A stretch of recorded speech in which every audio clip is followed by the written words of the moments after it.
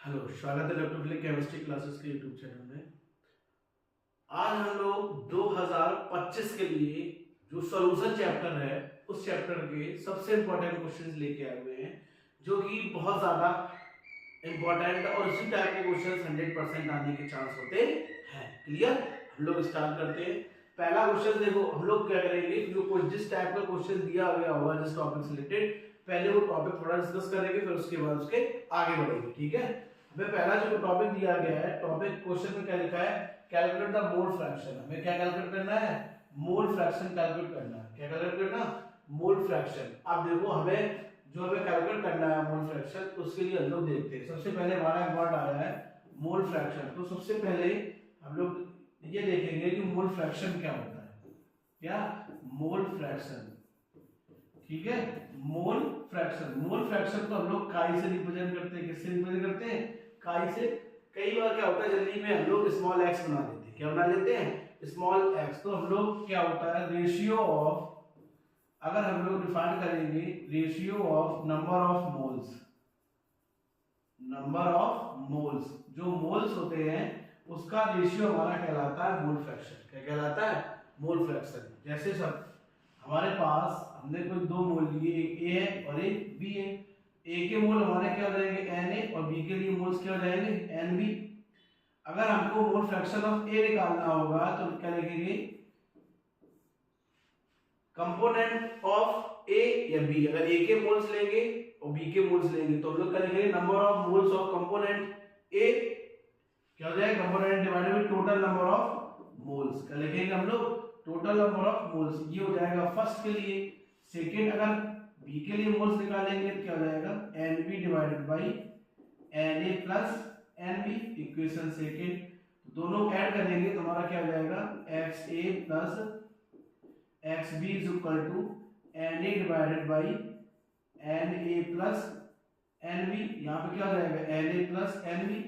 N A से N A plus cancel out हो जाएगा, तो हमारा क्या चलेगा, X A plus X B is equal to 1।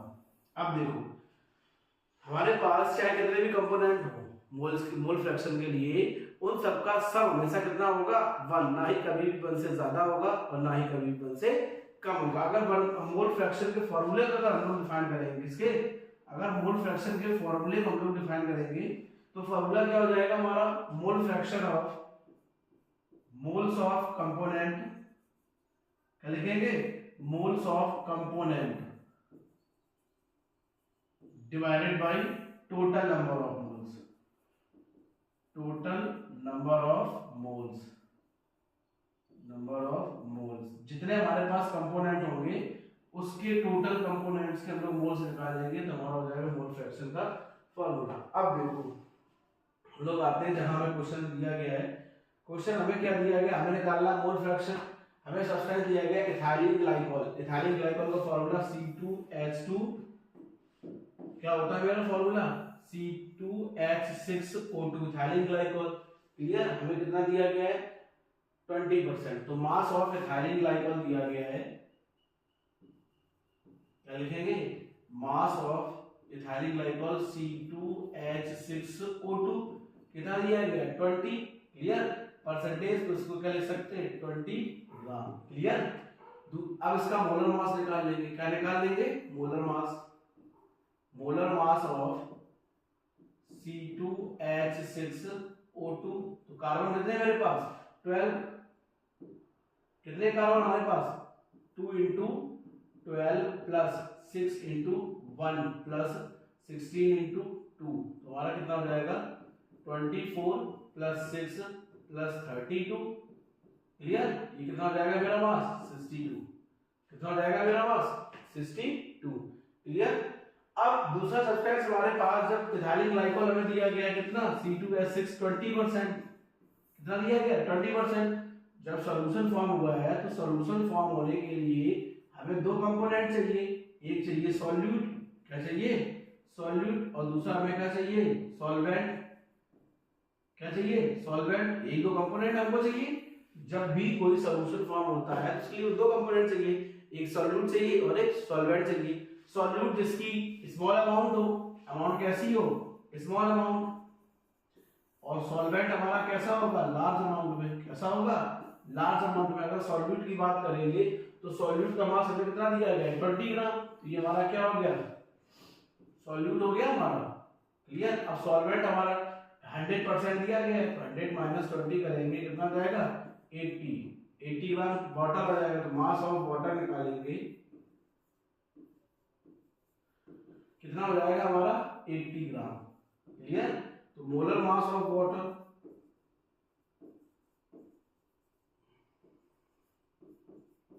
H2O कितना हो जाएगा, 80। अब दोनों के मोल्स निकाल लो। तो moles of C2H6O2 divided by 20 divided by 62 कितना हो जाएगा हमारा, 20 डिवाइडेड बाय 62। अब दूसरा मोल्स ऑफ H2O मोल्स निकालेंगे, क्या हो जाएगा, 80 डिवाइडेड बाय 80, यहाँ कितना जाएगा, 5.55। क्लियर।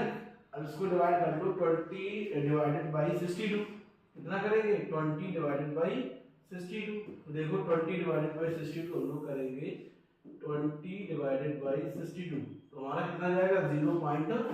कितना आ गया, 0.322। ठीक है, 0.322 आ गया।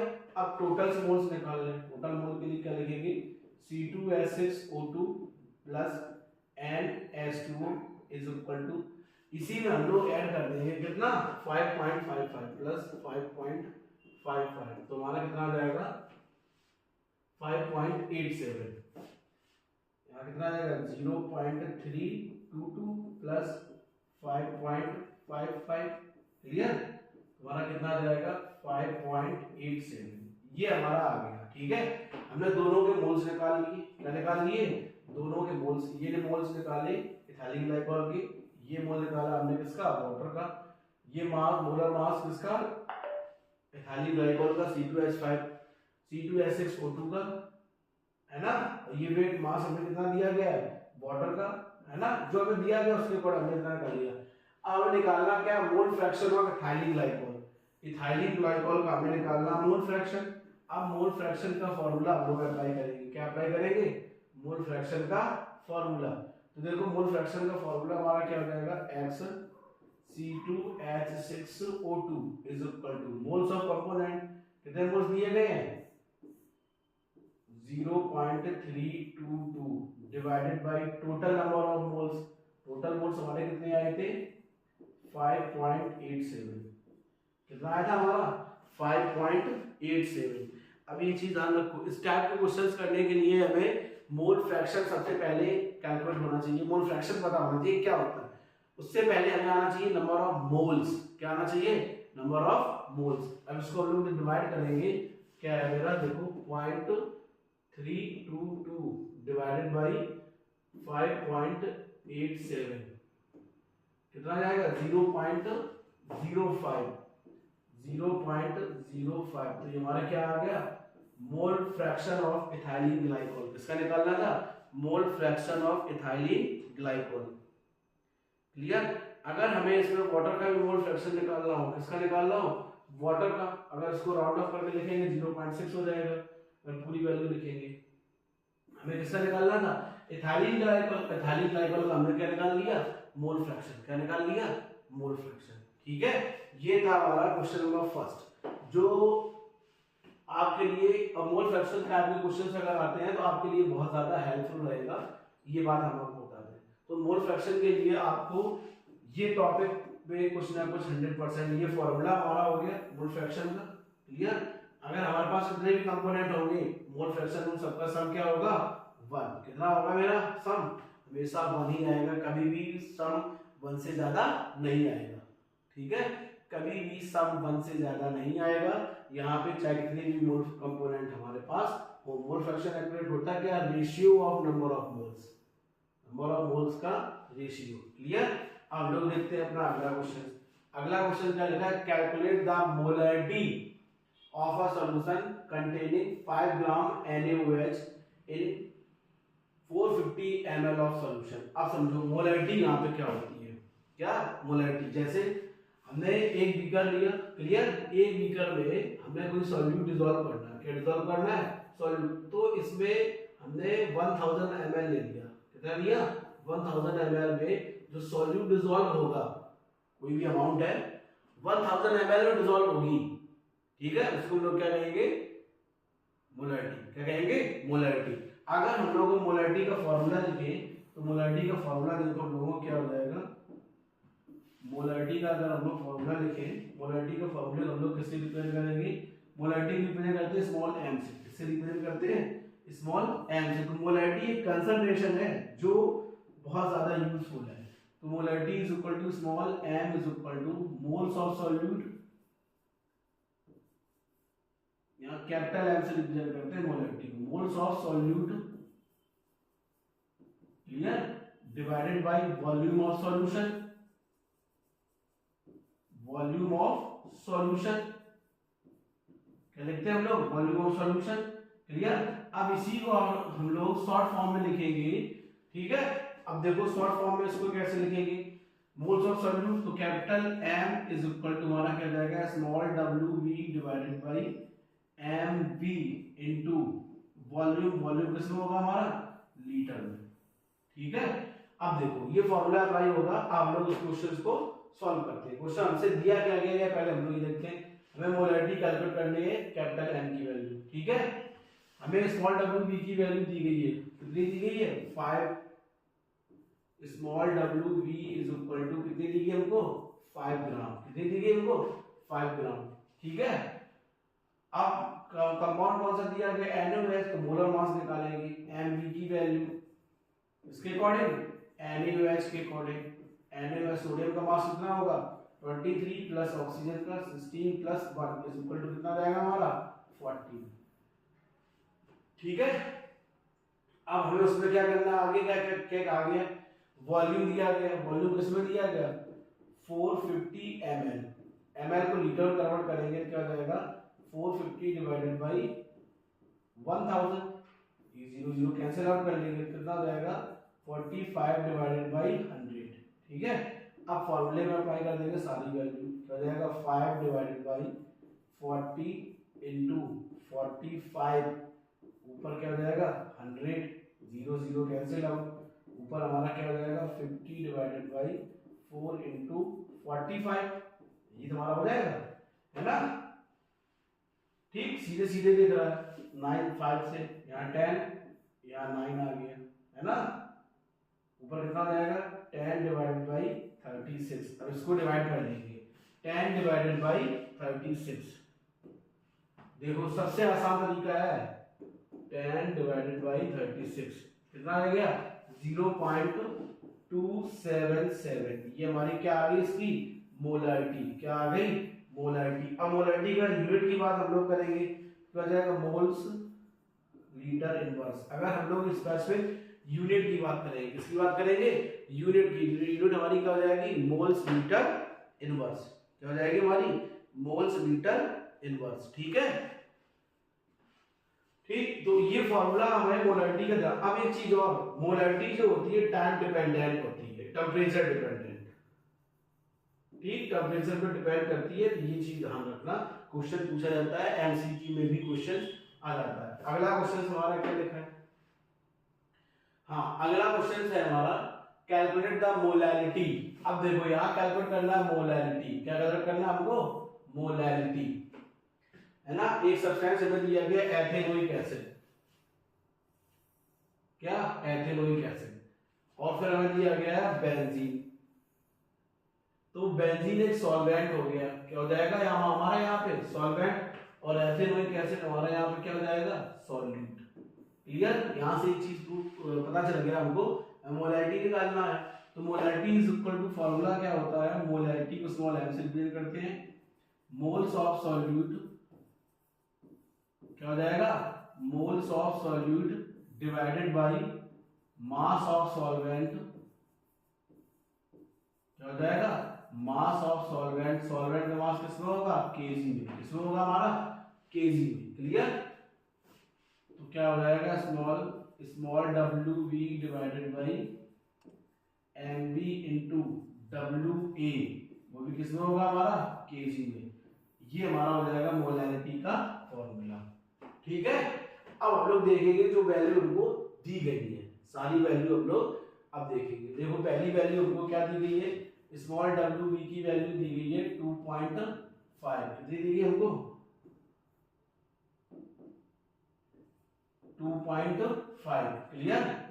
अब एम बी की वैल्यू निकाल लो। एसिटिक एसिड दिया गया, फॉर्मूला होता है CH3COOH, इसका मास निकालेंगे कितना जाएगा 60, कितना जाएगा हमारा 60। अब हमें WA की वैल्यू दी गई है कितनी 75, तो वो हमारा क्या है बेंजीन, बेंजीन है गुड सॉल्वेंट, क्लियर। तो फॉर्मूला अप्लाई करेंगे small m is equal to small WB divided by MV into WA।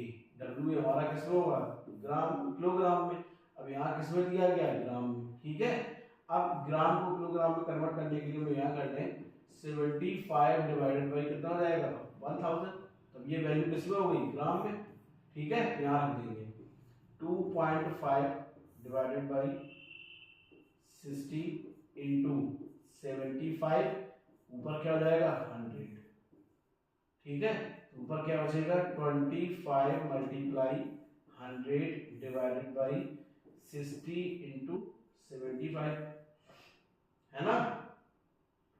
अब देखो क्या कैसे हम लोग सॉल्व करेंगे, यहाँ 4 यहाँ 3 है ना, ये तो जाएगा ऊपर कितना हो जाएगा 100 डिवाइडेड बाय 180, है ना। अब देखो हम लोग इसको सॉल्व करते हैं, 100 डिवाइडेड बाय 180 क्या हो जाएगा 100 डिवाइडेड बाय 180 कितना आ गया 0.055। तो स्मॉल m की वैल्यू यहाँ से हमारी कितनी आ जाएगी, small m is equal to 0.555, ठीक है, कितनी आ जाएगी 0.555। अब हम लोग यार यहाँ पे देखेंगे इसकी यूनिट, क्या देखेंगे यूनिट, तो यूनिट क्या हो जाएगी मोल्स किलोग्राम इनवर्स, क्या हो जाएगी मोल्स किलोग्राम इनवर्स, इसकी क्या हो जाएगी हमारी यूनिट, क्या हो जाएगी हमारी यूनिट मोल्स किलोग्राम इनवर्स, ठीक है। अब देखो हम लोग आगे बढ़ते हैं, ये था हमारा मोलैलिटी का फॉर्मूला, किसका था मोलैलिटी का। अगला हमारा क्या कह रहा है क्वेश्चन, ये कह रहा है N2 गैस इज बबल्ड, ठीक है, एक कोई गैस है बबल्स बुलबुले उठ रहे हैं, उसमें क्या उठ रहे हैं बुलबुले। ये क्वेश्चन टॉपिक है हमारा हेनरीज लॉ, किससे रिलेटेड है हमारा हेनरीज लॉ से, ये चीज ध्यान रखें, इस टाइप के क्वेश्चंस आप लोग 100% पढ़ लें, ठीक है। अब देखो क्वेश्चन में दिया क्या गया है, N2 gas is bubbled with through the water at 293 Kelvin. How many millimoles of nitrogen would dissolve in 1 liter? Volume कितना दिया गया 1 litre. Assume that N2 extracted partial pressure of 0.987 bar. Given that the Henry's law constant for N2 293 kelvin, किस पे निकालना हमें 293 kelvin पे, ठीक है। अब देखो हमें किस में निकालना है मिलीमोल्स में, किस में निकालना है हमें मिलीमोल्स में। सबसे इंपॉर्टेंट चीज हमारी इस यहाँ पे इसमें हमें क्या हमें किस में निकालना है मिलीमोल्स में, किस में निकालना है हमको मिलीमोल्स में। देखो हमें क्या निकालना है नंबर ऑफ मोल्स, ठीक है। अब देखो क्या क्या हमें करेंगे, हमें पूरा डाटा दिया गया है, हमें इसमें कुछ भी अपनी तरफ से ऐड नहीं करना है, ठीक है। अब देखो हमको क्या क्या दिया गया, पहले इसके लिए समझ लेते हैं। इसमें अप्लाई होगा मेरा हेनरीज लॉ, क्या अप्लाई होगा हेनरीज लॉ, क्योंकि इसमें प्रेशर की बात आ गई तो सीधी बात है कौन सा लॉ अप्लाई होगा हेनरीज लॉ। हेनरी लॉ क्या कहता है pressure is directly proportional to the mole fraction of solid particles. तो प्रोपोर्शनलिटी का साइन लेकर कांस्टेंट आ जाएगा P is equal to KH into X, क्या आ जाएगा KH into X, ठीक है। ये हमारा आ गया। अब यही लगेगा डायरेक्ट, क्योंकि ज्यादा इसमें कुछ नहीं करना है। तो हम लोग पहले फॉर्मूला लगाएंगे, हमें दिया क्या है KH इज इक्वल टू 70.48,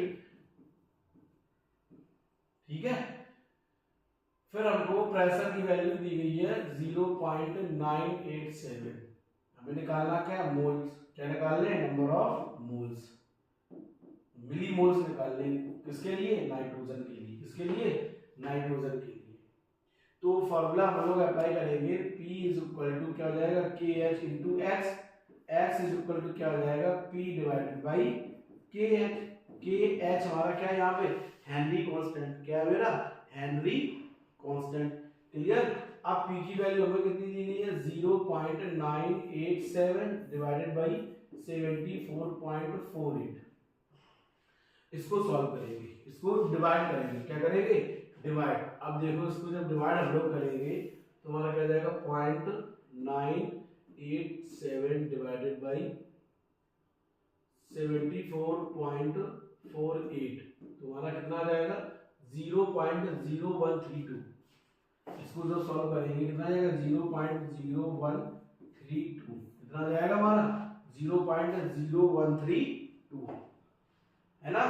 अब वो भी किसमें आया, देखो ऊपर हमारा क्या था, जो 74 हमें किसमें दी गई है, किलो बार में, और ये यूनिट किसमें दी गई है, बार में, है ना। तो यहाँ क्या हो जाएगा, कितना यही हो जाएगा, इनटू क्या लिखेंगे, 10 की पावर -3, तो कितना हो जाएगा, 1.32 इंटू 10 की पावर -5। तो ये हमारा क्या आ गया, इसमें जो मोल फ्रैक्शन निकालना था वो आ गया।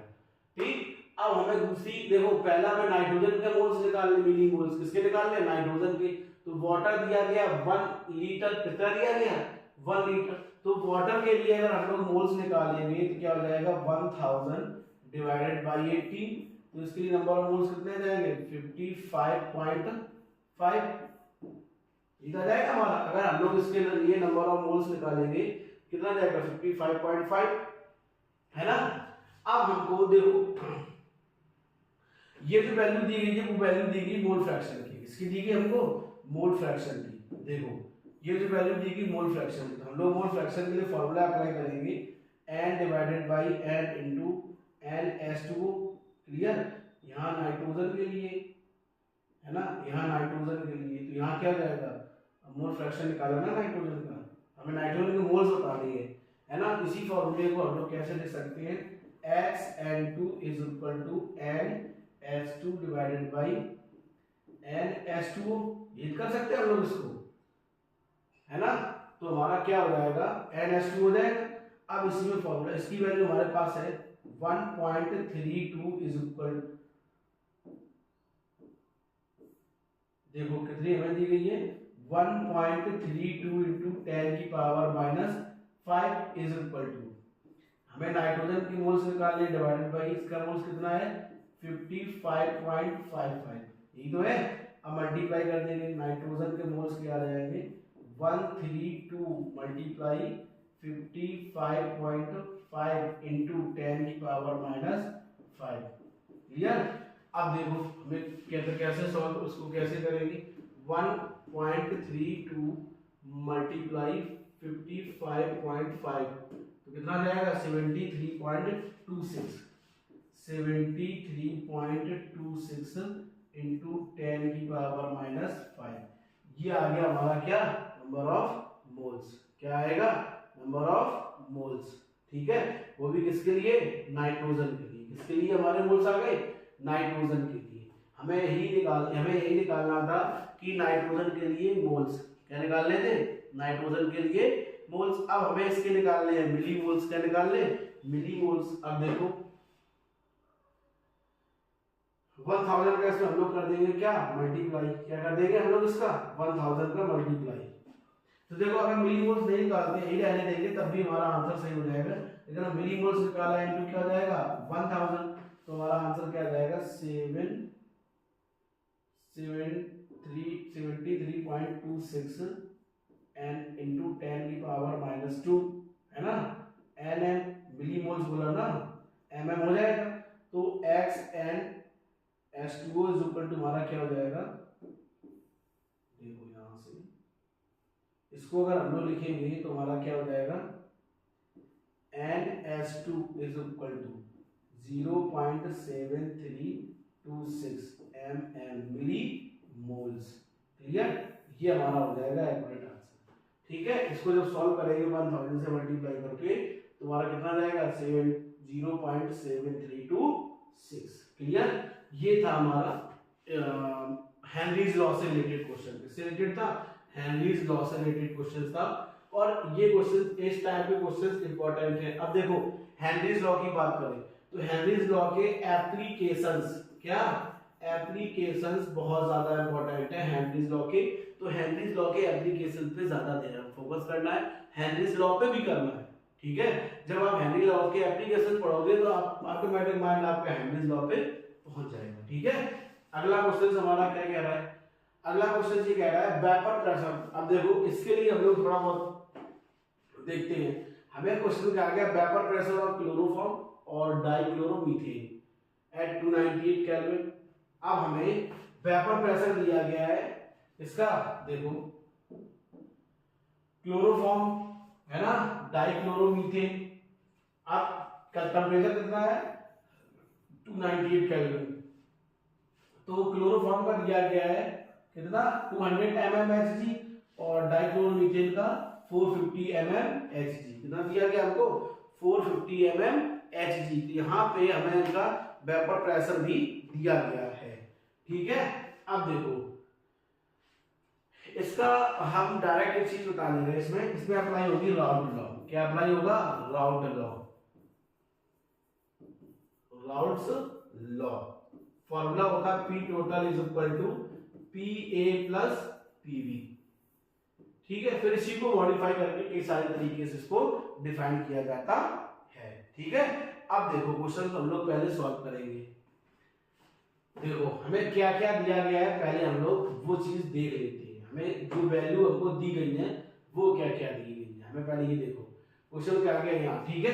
फिर इसका पहला पार्ट दिया गया calculate the vapour pressure of the solution prepared by mixing 25.5 gram of chloroform and 40 gram of dichloromethane, दोनों को ऐड करते हैं 298 केल्विन पे, ठीक है।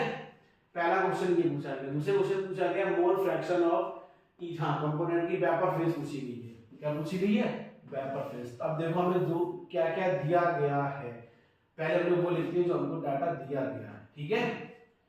हमें पहले दिया गया है CHCl3 का वेपर प्रेशर कितना दिया गया है 200 mmHg, कितना दिया गया 200 mmHg। दूसरा दिया गया डाइक्लोरोमीथेन का CH2Cl2 का 415 mmHg, ये हमको दिया गया है, ठीक है। अब इस क्वेश्चन में पहला पार्ट हमसे क्या कह रहा है, पहला पार्ट में क्या दिया गया है, मास ऑफ, किसका दिया गया है CH2Cl क्लोरोफॉर्म का। सबसे पहले क्लोरोफॉर्म का मास दिया गया है 25.5 है ना। दूसरा मास हमको कितना दिया गया है किसका, डाइक्लोरोमीथेन। डाइक्लोरोमीथेन का फॉर्मूला क्या होता है CH2Cl2, इसका कितना दिया गया 40 ग्राम, है ना। यही दोनों हमको दिए गए हैं। अब दोनों के हम लोग कैलकुलेट कर ले मोलर मास। क्या कैलकुलेट कर ले हम लोग, दोनों के कैलकुलेट करते हैं मोलर मास। तो देखो molar mass of dichloroform, molar mass of CHCl3, carbon का mass 12 plus 1 plus 35.5 multiply 3, clear. अब इसको हम लोग ऐड करो, यहाँ कितना जाएगा 13 प्लस 5 3 जा 51, 5 3 जा 15 1 1 16 3 3 19 1 10 106.5 ऐड कर देंगे कितना हो जाएगा 0.5,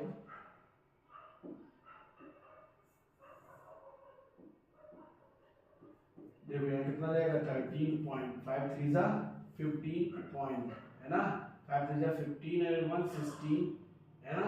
3 3 जा 9 और 1 10, ऐड करेंगे 0.5 6 3 जा 9 1 1, कितना जाएगा 119.5। ये मोलर मास किसका निकल आया, क्लोरोफॉर्म का। किसका निकल आया, क्लोरोफॉर्म का। देखो एक सीधा सा फंडा है, मेहनत आपको करनी पड़ेगी, कोई और नहीं करेगा, ये बात ध्यान रखिए, ठीक है।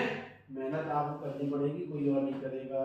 अगले निकालेंगे मास ऑफ, क्या निकालेंगे mass of dichloromethane.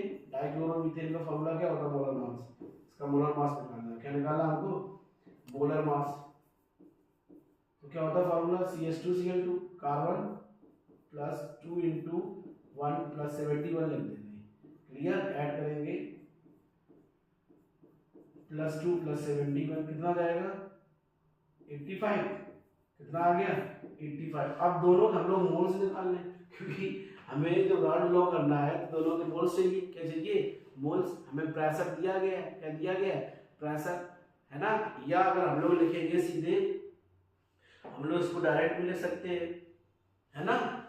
P A not की वैल्यू दी गई है, इसको आगे मॉडिफाई करेंगे। अगर इसको हम लोग सॉल्व करेंगे तो यहाँ क्या आ जाएगा, P A not x A plus P V not, है ना, एक्स बी, ये तो है ना। अब ये हमें एक क्लोरोफॉर्म के लिए दिया गया है, डाइक्लोरोमीथेन के लिए दिया गया है, तो इनके तो हमें पहले नंबर ऑफ मोल्स निकाल लेंगे। तो हम इससे क्या निकाल लेंगे, पी ए और पी बी की वैल्यू निकाल लेंगे। क्या निकाल लेंगे, पी ए और पी बी की वैल्यू, दोनों के नंबर ऑफ मोल्स हम लोग कैलकुलेट कर लेंगे। देखो इसको हटा दे रहे हैं अभी, हम पहले दोनों के नंबर ऑफ मोल्स कैलकुलेट कर लें। क्या कैलकुलेट कर लें, नंबर ऑफ मोल्स। तो देखो क्या हो जाएगा मेरा, मोल्स ऑफ, इसके निकालेंगे पहले क्लोरोफॉर्म के, CHCl3, क्लोरोफॉर्म का वेट कितना दिया गया हमको 25.5, 25.5 डिवाइडेड बाई 119.5। फिर मोल्स ऑफ डाइक्लोरोमीथेन CH2Cl2 कितना मेरा है 40 डिवाइडेड बाई 85, ये दिया गया है। तो दोनों के मोल्स पहले निकाल दो, उसको कैलकुलेट कर लेते हैं हम लोग।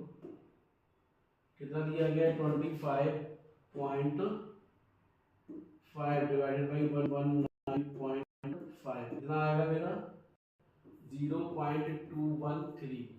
ठीक है, इसको कैलकुलेट कर लेते हैं, 40 डिवाइडेड बाई 85 कितना आएगा मेरा 0.47। तो दोनों के नंबर ऑफ मोल्स कैलकुलेट कर लिए हमने। क्या कैलकुलेट कर लिए, नंबर ऑफ मोल्स, है ना। टोटल मोल्स कैलकुलेट कर लो, जब number of moles he calculate हो गए तो टोटल मोल्स, तो फार्मूला और आसान हो जाएगा करना। टोटल मोल्स क्या हो जाएगा, दोनों को ऐड कर दो, 3 8, है ना, 6, 0.683 हो जाएगा हमारा टोटल मोल्स। अब टोटल मोल्स हो गए हैं, तो अगर हम लोग चाहें तो डायरेक्ट फार्मूला अप्लाई कर लें, क्योंकि हमें पहले मोल फ्रैक्शन कैलकुलेट कर लें। क्या कैलकुलेट कर लें हम लोग, मोल फ्रैक्शन। क्या कैलकुलेट कर लें, मोल फ्रैक्शन। तो देखो मोल फ्रैक्शन ऑफ डाइक्लोरोमीथेन का CH2Cl2 का मोल फ्रैक्शन देखेंगे, moles of component divided by total number of moles, ये तो जाएगा, है ना। Moles of component divided by total number of moles, तो हमारा क्या आ जाएगा देखो 0.47 डिवाइडेड बाय 0.68, कितना आ गया मेरा 0.47 डिवाइडेड 0.68, इसको आ जाएगा 0.69। क्या आ जाएगा मेरा नंबर ऑफ मोल्स 0.69। किसका मोल्स आ गया, डाइक्लोरोमीथेन का। ठीक है ना। अब दूसरा हम लोग किसका निकालेंगे मोल्स, क्लोरोफॉर्म का CHCl3,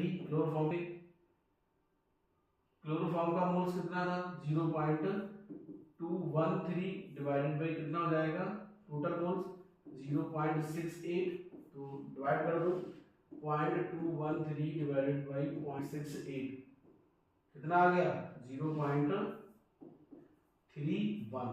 क्या आ गया 0.31, सबके मोल्स आ गए, है ना। अब लोग फॉर्मूला अप्लाई कर देंगे, हमें क्या निकालना, पी ए हमारा क्या हो जाएगा, हमें पहले वाले में क्या निकालना है, क्वेश्चन में, फर्स्ट क्वेश्चन में, हाँ, calculate the vapour pressure of solution prepared by the, हाँ, टोटल वेपर प्रेशर निकालना है कि जब सॉल्यूशन प्रिपेयर्ड होता है तो वेपर प्रेशर हमारा टोटल कैसे निकलेगा। पीए की वैल्यू निकाल लें, क्या हो जाएगा पीए नॉट इनटू, देखो हम लोग क्या करेंगे यहाँ पे PCS2Cl2 क्या हो जाएगा मेरा PaCS2Cl2, ये हो जाएगा मेरा PeCS2Cl2 XCS2Cl2। अब यहाँ पे Pa की इसकी वैल्यू कितनी दी गई 415 मल्टीप्लाई, इसका मोल फ्रैक्शन कितना निकला था 0.68 ये था मेरा, मल्टीप्लाई करेंगे। दूसरा हमें निकालना CHCl3, तो क्या हो जाएगा P0 CHCl3 into x CHCl3 ये हो जाएगा। इसकी वैल्यू दी गई है 200 मल्टीप्लाई 0.31 ये हमें है। इसका मल्टीप्लाई कर लेते हैं हम लोग। जब मल्टीप्लाई करेंगे तो हमारा कितना आ जाएगा, देखो 415 मल्टीप्लाई 0.68 कितना आ गया मेरा 282.2 क्लियर। इसका आ गया। अब नीचे वाले करेंगे 200 मल्टीप्लाई 0.31 इसका कितना आ जाएगा 62 है ना, कितना आ जाएगा 62। ठीक, अब हम लोग टोटल प्रेशर ले लें। क्या लिखें टोटल प्रेशर। जब टोटल प्रेशर निकालेंगे हम लोग तो डायरेक्ट फॉर्मूला कर दें। क्या जाएगा P total is equal to PCHCl3 plus PCS2Cl2। तो PCHCl3 की वैल्यू कितनी है मेरे पास 62, यहाँ कितना जाएगा 62 प्लस 282.3 है ना। तो ऐड करो 3 4 344 एक बार फिर से ऐड कर लो 0.3 2 और 4 8 4 से 1 2 1 3 344 टोटल प्रेशर हमारा कितना आ जाएगा 344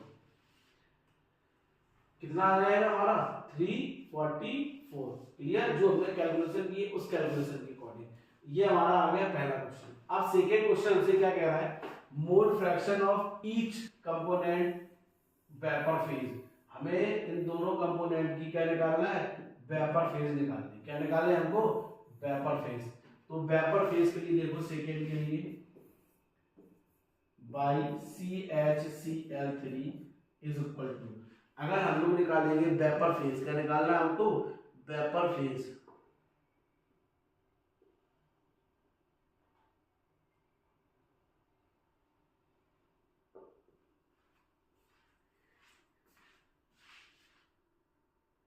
अब देखो हमें क्या निकालना है इनकी वेपर फेज निकालना है। क्या निकालना है दोनों की वेपर फेज। तो देखो हमारा वेपर फेज का फॉर्मूला क्या हो जाएगा PCHCl3 divided by P total ये हो जाएगा PCHCl3 की वैल्यू हमारी कितनी है 62 कितनी है 62 डिवाइडेड बाई 344.3। अब वेपर फेज डाइक्लोरोमीथेन का निकालेंगे। क्या जाएगा PCS2Cl2 है ना डिवाइडेड बाई P टोटल। इसको लिखेंगे इसका कितना है 282.2 डिवाइडेड बाई 344.3 इसको डिवाइड कर देंगे। क्या कर देंगे डिवाइड। जब इसको डिवाइड करेंगे तो देखो 62 डिवाइडेड बाई 344.3 यहाँ कितना जाएगा 0.18 इसका कितना जाएगा 0.180 ठीक है। दूसरे वाले का हमारा कितना जाएगा 282.2 डिवाइडेड बाई 344.3 इसका कितना जाएगा 0.89 कितना जाएगा 0.89। ये हो गया इस क्वेश्चन का आंसर। और हमें यही दो चीजें कैलकुलेट करनी थी। तो हमसे सीधे सीधे कह रहा पहले वाले में हमें वेपर प्रेशर बताना था ठीक है, दूसरा में मोल फ्रैक्शन निकालना था ईच कंपोनेंट। इसके लिए ईच कंपोनेंट के लिए इस टाइप का क्वेश्चन 100% एग्जाम में आता है।